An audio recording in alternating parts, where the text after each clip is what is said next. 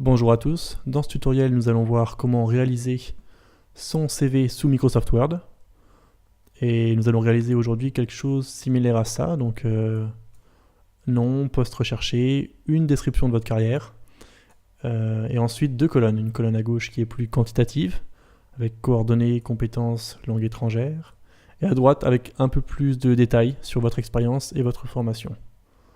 Donc on va commencer maintenant, donc on démarre Microsoft Word. Voilà, on crée un nouveau document. Donc au début, ce que je vous conseille de faire, c'est de taper en fait tout le contenu, tout le fond, sans vous soucier de la mise en page. Donc c'est un travail que j'avais déjà fait avant, quand j'avais préparé ce tutoriel. J'avais dû le faire ici. Oui, voilà. Donc vous pouvez voir que tout le texte a été tapé, tout le texte qu'on va utiliser, sans aucune mise en page. Très bien, donc maintenant je vais recréer un nouveau document. La première chose qu'on va vouloir faire, ça va être de changer les marges de notre document. Donc pour ça, vous allez dans Mise en page, en anglais c'est Page Layout, Marge, et ensuite vous allez customiser vos marges. Donc par défaut, oui, donc moi j'ai mis les unités en millimètres, si vous ne savez pas faire ça, je vais vous montrer vite fait. Vous allez dans Options, Avancer, ensuite vous allez descendre jusqu'à atteindre la partie Display, ici, affichage je pense, montrer les mesures en, et ici vous pouvez choisir votre unité. Donc pour ce tutoriel, on utilisera le millimètre. Donc on revient dans nos marges, marge customisée. Pour la marge du haut, on va garder 25,4 mm, qui est la marge par défaut. Par contre, pour les deux autres marges sur les côtés, à gauche et à droite, on va passer à 20 mm. Ça devrait être pas trop mal. Je vais insérer une table pour me rendre compte. Ouais, on va peut-être mettre 20 mm aussi en haut. Excusez-moi. Donc ça, on va aussi la remettre à 20 mm. Alors on va tout mettre à 20 mm. Et maintenant, ce que je vais faire, c'est en fait, je vais copier mon contenu que j'avais fait sur mon document sans mise en forme. Et donc je vais le coller directement dans mon tableau que j'ai fait sur l'autre document. Donc pour le début, je vais le faire avec vous, et puis pour la suite, je vais accélérer pour pas que ça soit trop long. Donc je crée déjà des cellules. Je prends mon texte, CTRL-C, CTRL-V. Je me soucie pas de la mise en page pour l'instant. Introduction, j'en ai pas besoin, c'était juste pour me repérer. Mon poste, il ira juste en dessous, donc ici. Et enfin, dans la troisième cellule, notre introduction. Donc ce genre d'introduction, c'est quelque chose qui se fait beaucoup maintenant, c'est pour mettre à la fois votre profil et le type de poste que vous recherchez. Ici, je l'ai fait en 2 lignes, mais je vous conseille de le faire plutôt en 3-4 lignes, si vous avez des choses à raconter. Et ensuite, le reste du texte, c'est pour les 2 colonnes, donc on le fera plus tard. Donc là, je vais supprimer cette autre cellule qui sert à rien. Donc je la sélectionne et je presse supprimer sur mon clavier. Comme vous avez pu le voir sur mon document, que j'ai fermé d'ailleurs. Donc voilà, on va avoir notre nom, poste et profil. Et ensuite, on va avoir 2 colonnes, une colonne à gauche et une colonne à droite. Donc pour avoir ce résultat-là, il y aurait plusieurs manières. La première, ça pourrait être de créer ce qu'on appelle des text box. Donc c'est dans Insertion, Text box, ici.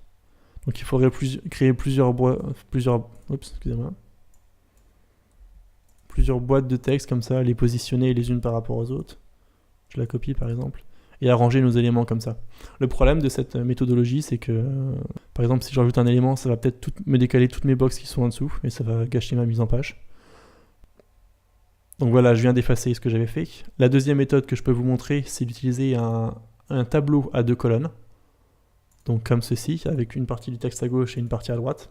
Le problème de cette méthode, c'est que je ne peux pas modifier la hauteur de mes cellules de gauche sans modifier la hauteur de la cellule de droite. Ce qui nous oblige en fait à avoir du texte qui est tout le temps parfaitement aligné. Et moi, comme vous pouvez le voir ici, c'est pas le cas. Par exemple, ce texte-là, il devrait être... Enfin, si j'avais fait cette méthode-là, il aurait été aligné avec ici. Et donc on aurait eu un espace assez important ici avant compétences, toute la partie là. Donc la solution que j'ai trouvée face à ce problème, et que je vais vous montrer, c'est vous mettez juste à la fin de votre premier tableau, vous allez aller dans mise en page, encore une fois, colonne, et là vous avez des types par défaut, mais moi ce que je vous conseille de faire, c'est d'aller dans plus de colonnes, plus d'options.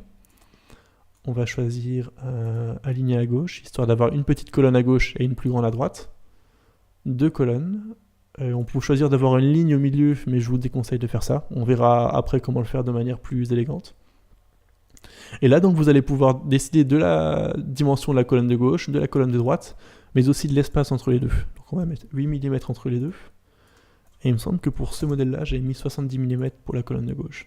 Ce qui me donne à peu près 70 mm, 8 mm entre les deux, et plus ou moins 100 mm, 10 cm à droite.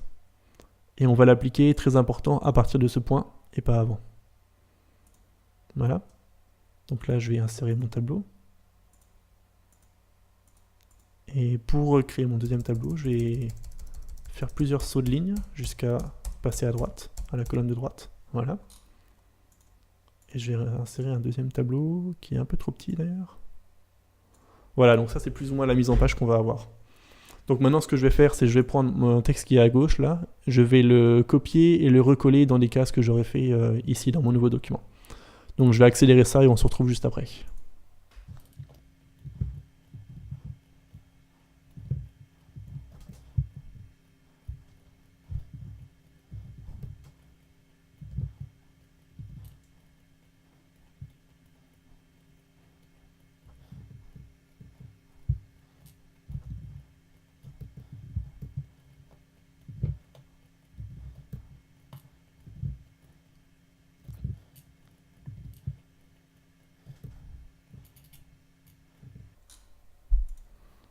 Donc une fois que j'ai copié-collé ma colonne de gauche, comme vous pouvez le voir, ça a décalé ma colonne de droite. Donc je vais en haut de la colonne de droite et j'appuie plusieurs fois sur supprimer. Voilà, et maintenant je vais faire le même travail avec mon expérience et ma formation. On se retrouve tout de suite.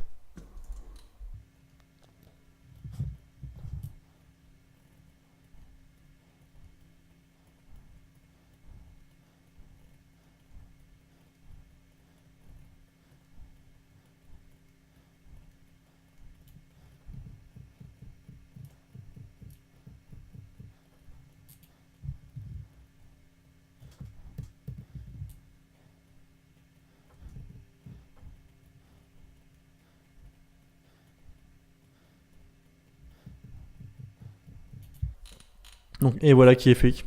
Ça m'a pris quelques minutes, mais voilà. Donc maintenant tout mon texte est passé de mon document sans mise en page à mon document avec sa mise en page. Donc il y a une chose que j'aurais dû vous préciser, c'est pourquoi j'ai choisi cette structure de tableau ici. La raison est toute simple en fait, c'est que quand vous vous servez de Word, c'est très compliqué de pouvoir gérer l'espace que vous avez entre votre texte. La solution qu'il y a pour pouvoir gérer l'espace entre le texte, c'est ce qu'on a, c'est cette option-là, Line and Paragraph Spacing, qui vous permet en fait d'augmenter comme ça de plusieurs incréments l'espace entre les lignes. Donc déjà c'est difficile à utiliser, c'est difficile à visualiser, et je pense que quand on fait un résumé comme ça, on aime bien avoir garder une certaine homogénéité en fait. Avoir par exemple le même espace entre ce texte et ce texte, et ce texte et ce texte. Et ça c'est quelque chose qui est très difficile à régler avec cette option-là. Alors que quand on sert d'un tableau, il est très simple en fait de juste sélectionner la cellule qu'on veut changer et les bouger comme ça pour modifier l'espace. Donc voilà ce qui explique la raison de ce choix. Donc maintenant qu'on a ça, c'est la structure pour notre mise en page, on va pouvoir travailler un peu sur l'aspect de notre résumé. Donc la première chose qu'on va faire, ça va être d'enlever toutes les cases de nos tableaux. Donc pour ça, ce qu'on peut faire, c'est juste sélectionner ici notre tableau, soit aller ici dans Accueil, et cliquer sur Pas de bordure. Et l'autre méthode, c'est encore une fois, on sélectionne notre tableau. Il y a les options du tableau qui apparaissent ici. On va dans Design, et là vous avez la même option bordure, et on peut l'enlever. Donc je fais ça pour mes 3 tableaux. Si j'y arrive. Non, on avait vu que je rajoute une case. Ah, voilà. Voilà pourquoi. Design, et j'enlève mon bordure. Voilà. Donc ensuite, comme vous pouvez le voir, j'ai pris on va parler un peu police maintenant. La police que j'ai choisie ici, c'est une police scripturale, une police manuscrite. Et la police que j'ai choisie pour le texte, c'est une police, ce qu'on appelle sans sérif. C'est les polices qui sont plus modernes et plus faciles à lire également. Donc celle que j'ai utilisée ici, c'est du OpenSans, et ça c'est du Dancing Script. Donc c'est des polices que vous n'avez peut-être pas par défaut sur votre ordinateur, mais je vais vous montrer comment les télécharger. Donc pour ça, on va aller dans Google Fonts. Donc l'adresse s'affiche ici. La première qu'on va choisir, c'est une handwriting. Je vais vous montrer un peu les options que vous avez pour le handwriting. Donc les premières ici sont pas terribles. Moi, c'est celle que j'ai utilisée ici, Dancing Script. Donc pour la télécharger, vous cliquez sur plus, elle va s'afficher en dessous. Vous pouvez en prendre d'autres, s'il y en a d'autres que vous voulez essayer. J'avais essayé également la Great Vibes, qui est pas trop mal ici. Vous pouvez également télécharger si vous voulez. Et l'autre police qu'on va choisir, ça va être une sans sérif, donc une police moderne comme ça. Roboto, c'est la police par défaut sur les téléphones Android, si vous voulez. Et moi, ce que j'ai choisi, c'est du OpenSAN. Lato est très bien également. Donc on va prendre OpenSAN et Lato également, si vous voulez. Et pour les télécharger, vous cliquez ici, puis sur l'icône télécharger. Et votre téléchargement s'affiche ici. Pour installer une police, juste rapidement, vous cliquez sur les fichiers TTF et installer. Moi, j'en ai pas besoin vu qu'elles sont déjà installées sur mon ordinateur. Donc on revient à Microsoft Word. Pas besoin de redémarrer Microsoft Word, les polices seront rajoutées directement. Donc pour mon prénom et mon nom, j'ai dit que j'avais utilisé la police Dancing Script. Donc elles sont rangées par ordre alphabétique, on n'est plus très loin. Là voilà, là c'est un peu petit. Là c'est un peu grand. Donc on va descendre vers 60. Voilà. Le texte, on va le centrer. Donc là, au lieu d'utiliser cette option-là, ce qu'on va faire, c'est plutôt aller dans Design de la table, ici. Et il est déjà sélectionné par défaut. Mais vous voyez, l'autre avantage de faire des tables, c'est qu'en plus de l'alignement horizontal, on a aussi l'alignement vertical de disponible. Donc j'ai marqué mon prénom et mon nom. On passe à mon métier actuel. Donc je vais déjà faire un peu d'espace entre les deux, juste en cliquant et bougeant vers le bas cette ligne pointillée. Donc mon texte là sera également centré horizontalement et en haut de la cellule. Vous pouvez voir qu'ici je l'avais mis le texte tout en majuscule et il est aussi plus gras que mon texte normal. Donc pour pouvoir paramétrer facilement nos polices, ce qu'on va faire, c'est qu'on va aller dans Design, puis dans Police, et là on va créer une police spéciale. Donc c'est quelque chose que j'avais déjà fait ici, mais celle-là je vais les supprimer. Hop là, c'est supprimé. Donc on va créer une nouvelle police. Enfin, un nouveau thème de police. On a deux polices à choisir. Celle pour le texte, pour les titres, et celle pour le corps. Donc pour les titres, on va choisir du OpenSAN. Hop là, c'est un peu long. OpenSAN, Extrapole c'est trop, Semi-Bold sera très bien. Et pour le corps, alors on aime bien généralement garder deux différences de taille entre le corps et les titres. C'est-à-dire que si j'avais pris du bold, je prendrais du regular pour la police du corps. Vu que j'ai pris du semi-bold, il faut que je prenne une taille en dessous pour le corps, et du coup je vais prendre du light. Ce sera donc du OpenSAN light. Ça nous permet d'avoir un bon contraste entre nos titres et notre texte principal et notre texte normal. OpenSAN est un peu trop gros, ce sera OpenSAN light. Et vous avez un aperçu ici à droite. Voilà, je vais l'appeler OpenSAN pour m'en souvenir. Je l'enregistre, et ça devient ma police par défaut. Donc vous pouvez voir que ça a changé pas mal notre mise en page. Et ça c'est dû en partie au fait que cette police elle est un peu plus grosse que la police qui était calibrée par défaut. Donc pour changer ça, vous avez ici vos styles, vous allez faire un clic droit sur normal. Vous allez faire modifier et on va réduire juste à 10 la taille normale du texte.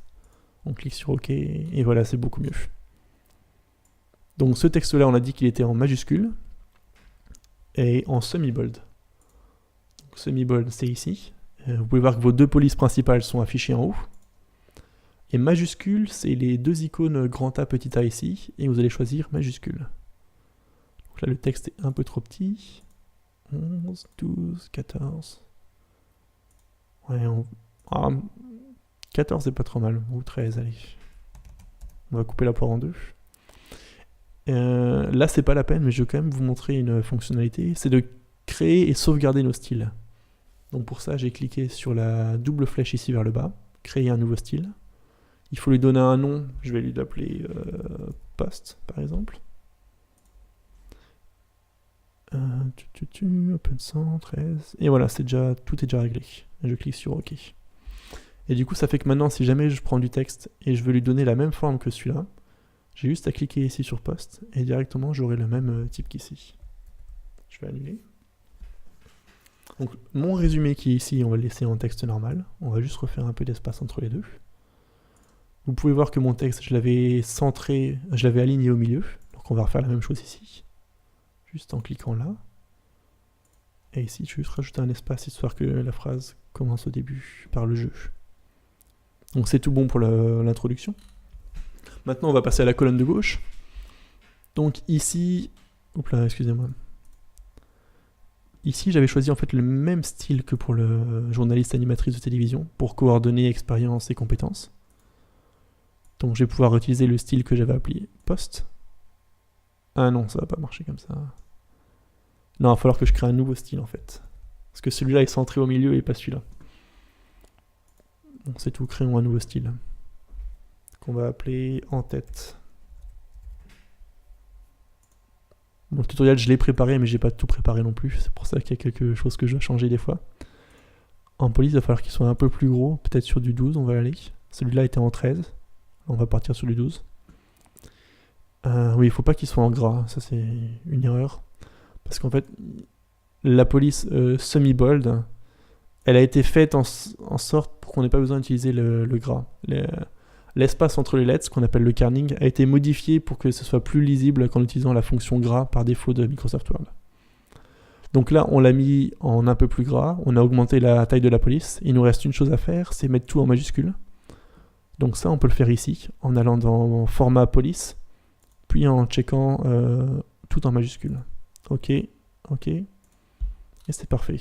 Et ce nouveau style qu'on a créé en tête, on va aller l'appliquer à tous nos en-têtes. Voilà.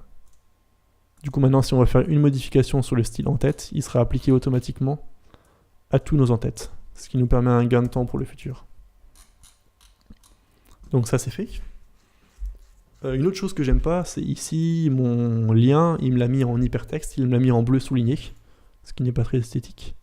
Du coup, je fais un clic droit et je vais aller supprimer le lien, comme ceci. Vous avez pu voir que sur cette version-là, j'avais des icônes à gauche. Je vais vous montrer comment faire ça. Donc je vais sélectionner mon texte ici. Et cette cellule-là, je vais la rediviser en 2 colonnes et 3 lignes. Donc on va dans Layout, qui est la dernière option pour vos tables. Dans Diviser la cellule. Et donc on a dit 2 colonnes, 3 lignes. Ok. Je remets mon texte au bon endroit.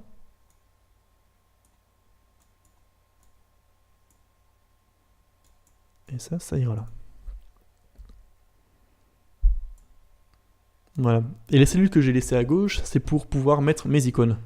Donc les icônes, où les trouver, vous verrez que dans la description de la vidéo, je vais vous mettre une archive qui s'appelle icône.rar que vous pourrez télécharger. Donc on va la prendre, on va l'extraire sur le bureau. Voilà, donc c'est ce dossier-là. Et là, vous avez 2 sous-dossiers, un qui s'appelle avec cercle et un qui s'appelle sans cercle. Donc dans le dossier avec cercle, vous avez 12 icônes, à la fois pour des sites internet, pour votre adresse, pour votre numéro de téléphone et pour votre email, avec un cercle, et les mêmes icônes ou un petit peu différents sans cercle. Donc nous, ce qu'on va utiliser maintenant, ça va être celui-ci pour l'adresse, celui-ci, je pense, pour l'email, et celui-ci pour le téléphone. Donc on va les insérer dans le document. Donc je viens ici, je vais dans Insertion, Images, je vais sur mon bureau, je vais prendre dans Icônes, sans cercle, et là en maintenant Contrôle, je vais pouvoir sélectionner plusieurs icônes à la fois. C'est ce que je vais faire. Je vais redéplacer mes icônes au bon endroit. Et enfin, il va falloir redimensionner mes icônes pour qu'ils s'intègrent un peu mieux avec le texte à droite. Donc là, ils sont encore beaucoup trop grands. Un bon moyen de vous donner une idée de l'aperçu de votre document, c'est d'aller dans Fichier, Imprimer. Et là, à droite, vous pouvez visualiser sans les cellules en pointillé à quoi ressemble votre CV. Donc là, vous voyez que les icônes sont beaucoup trop gros. Donc ce que je vais faire pour les modifier, c'est aller dans les options de l'image, format, et à droite, je peux modifier directement la forme. La taille, excusez-moi. 3 mm, ça paraît pas mal du tout. Hop là, 3 mm. Celui-là paraît très petit en 3 mm, du coup on va le mettre à 4 mm. On va aller regarder et c'est pas trop mal, c'est un petit peu gros, à vrai dire. Donc je vais les mettre en, on va dire 2,6. 2,6. Et celui-là, hop là, 3,4 ou quelque chose comme ça. C'est beaucoup mieux. Maintenant, une autre chose qu'on va vouloir faire, c'est aligner ces icônes. Donc déjà les aligner un peu plus au milieu. Voilà ce qu'on peut avoir. Mais là, ce que vous voyez, enfin, vous vous rendez compte que les icônes ne sont pas alignées avec le texte, qui n'est pas forcément très joli. Donc un moyen de pallier à ce problème, c'est de sélectionner vos icônes un par un. Vous allez dans Format, Wrap Text, et là, au lieu d'avoir le texte aligné, d'avoir les icônes alignées avec le texte, on va choisir par-dessus le texte. Donc je vais faire ça pour les trois. Et maintenant, ça va nous permettre, quand on sélectionne un icône, de pouvoir le déplacer juste en déplaçant avec les flèches sur le clavier. Je vais mettre un poil plus haut, comme ceci. Celui-là est très bien. Encore un peu plus haut pour celui-là. Celui-là, je le verrai un peu plus comme ça. Encore un poil. Ah, c'est pas trop mal ça. Allons voir dans Impression. C'est pas mal du tout. La maison, on va la mettre un peu plus à droite, c'est tout. Non, elle est plus alignée avec. Non, voilà. On va laisser ça comme ça. Ensuite, compétences, ça c'est tout bon. Journalisme, vous pouvez voir que je l'avais mis en gras sur mon CV. Ici. Donc ça c'est tout simple, c'est juste du semi-bold. Comme ça. Et on va juste créer un nouveau style. Qu'on va appeler semi-bold. Voilà. Donc un peu d'imagination. Donc ça ce sera également en semi-bold. Et pour le reste, je vous expliquerai après. Là, vous pouvez voir que j'ai fait des bullet points. Enfin, j'ai fait une liste avec des tirets. Or, ma liste, il me l'a automatiquement déplacée à droite. Il m'a rajouté une tabulation à gauche. Ce qui n'était pas le cas ici. Donc, pour pallier à ce problème, on va juste cliquer comme ça sur ce bouton. Je vais faire ça pour les deux. Et voilà, le problème a disparu. Langue étrangère. Langue étrangère, une chose qui est un peu plus jolie, on va faire comme pour les icônes ici. C'est qu'on va aller sélectionner tout le texte. On va aller dans la table, Layout, Split Cells. Et on va avoir 2 lignes et 2 colonnes. Donc 2 x 2, comme ceci. Oups.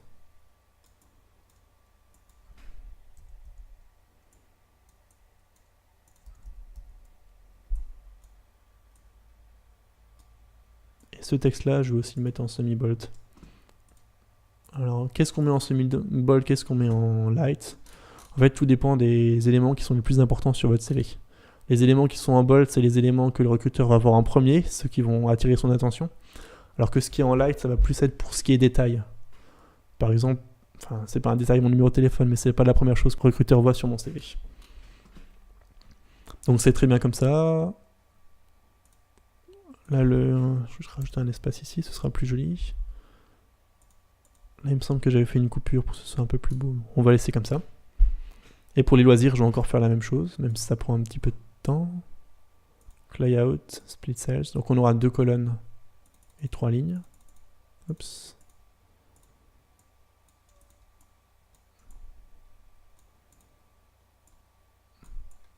Donc faire ça, c'est aussi un peu comme pour je vous disais, ça nous permet de modifier la taille, enfin la hauteur des cellules.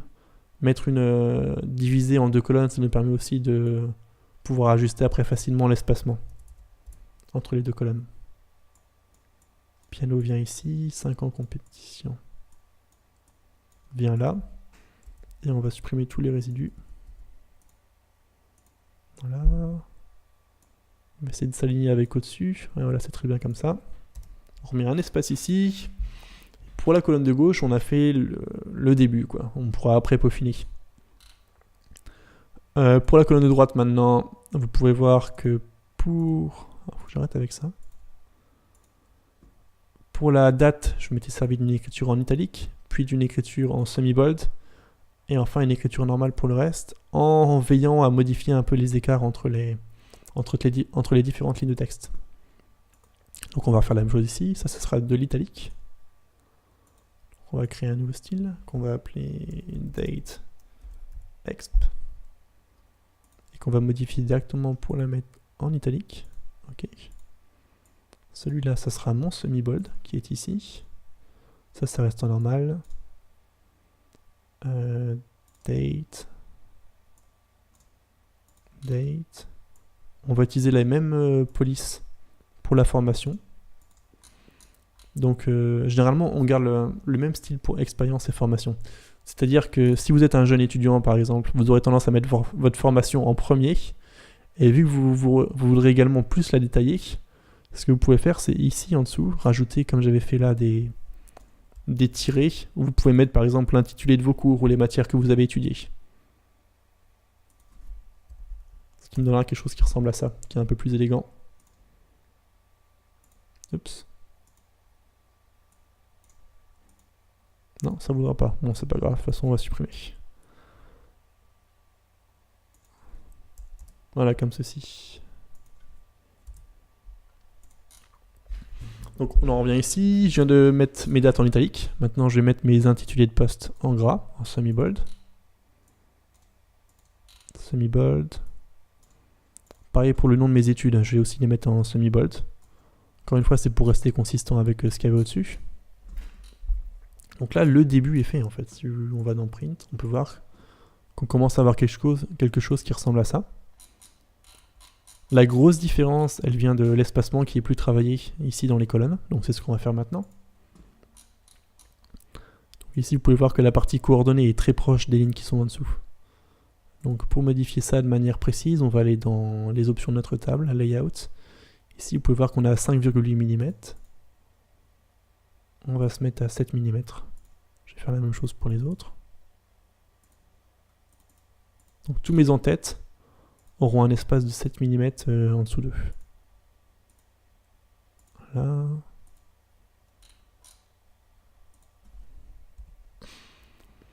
Ensuite, mes coordonnées ici, je trouve qu'elles sont un peu trop proches les unes des autres. Donc là, pour l'instant, on était à 4,8. 5, on va passer à 6 mm. Lui, on va le laisser à 4,8. Mes icônes ont besoin d'être remontées un petit peu, le fait qu'on ait déplacé verticalement notre texte.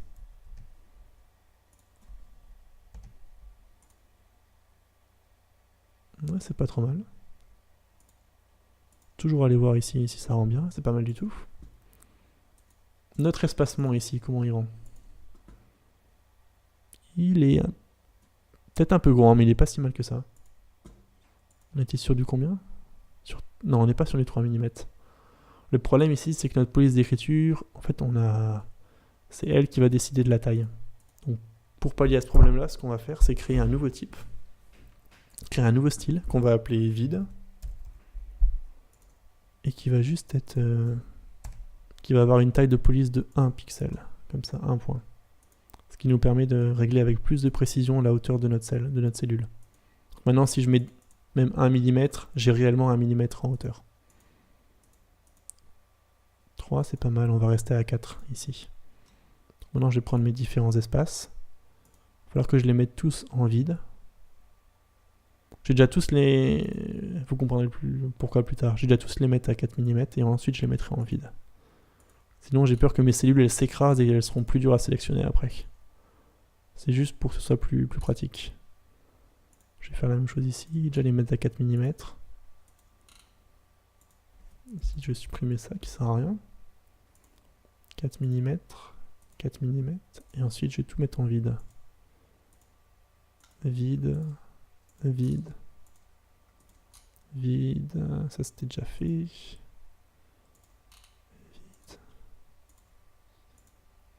Vide. Donc l'espace ici entre journalisme et informatique, on va le réduire un petit peu. Parce qu'au final, on reste dans la même catégorie qui s'appelle compétences. Donc au lieu d'avoir 4 mm, on va avoir 2 mm par exemple. Ici, on va avoir un peu plus d'espace, comme ceci. Et ici, pareil, ça manque aussi un peu d'espace. Là, on avait mis 6 mm. Ouais, on va aussi en mettre 6 mm. On va aussi mettre 6 mm ici. 6 mm ici. Voilà, comme ça. On va faire le même travail à droite. Donc, vous pouvez voir que les groupes que j'ai fait, c'est plus ou moins la date, le poste et l'entreprise qui sont un peu plus proches. Et ensuite, encore un petit espace avant d'avoir la description des tâches. Donc ici, on va par exemple mettre 6 mm, 5 mm et 6 mm. Comme ceci. Et on répète l'opération pour ceux d'après. 6, 5 et 6. 6, 5 et 6. Donc ça vous paraît peut-être compliqué ce que je suis en train de faire.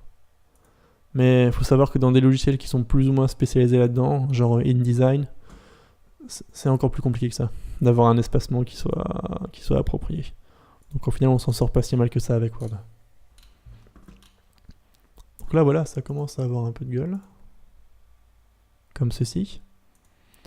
Une petite astuce, si vous savez que votre CV ne sera pas imprimé, mais sera uniquement sous format numérique, c'est d'aller dans le design et de changer, en fait, au lieu d'avoir une page qui soit totalement blanche, d'avoir une page qui soit légèrement grisée. Donc c'est ici dans couleur de la page. On va aller dans plus de couleurs, parce qu'il me semble que les couleurs par défaut sont un peu trop grisées. Et une couleur qui marche très bien, c'est le hashtag FAFAFA en hexadécimal, qui correspond à 250, 250, 250 en RGB. C'est un gris très subtil. C'est, pour l'anecdote, la couleur de fond de pages telles que Facebook ou les forums tels que Reddit. Voilà. Et une autre chose que j'ai rajouté sur mon CV, c'est la ligne ici au milieu. Donc ça, très simple. On va aller dans Insertion, Forme, Ligne. On va cliquer en haut, maintenir Shift pour que la ligne reste bien horizontale. On va l'arrêter vers ici. Ensuite, vous allez aller dans Outline ici. Et pour la couleur, il nous faut quelque chose d'assez subtil, tel que ça par exemple. Oui. Et voilà, c'est pas trop mal. Je vais essayer de garder le tutoriel assez court, donc on va s'arrêter maintenant. Donc, pour l'exporter, c'est très simple. Fichier, enregistrer sous. Je vais le mettre sur mon bureau. Et le format ici, vous choisissez PDF.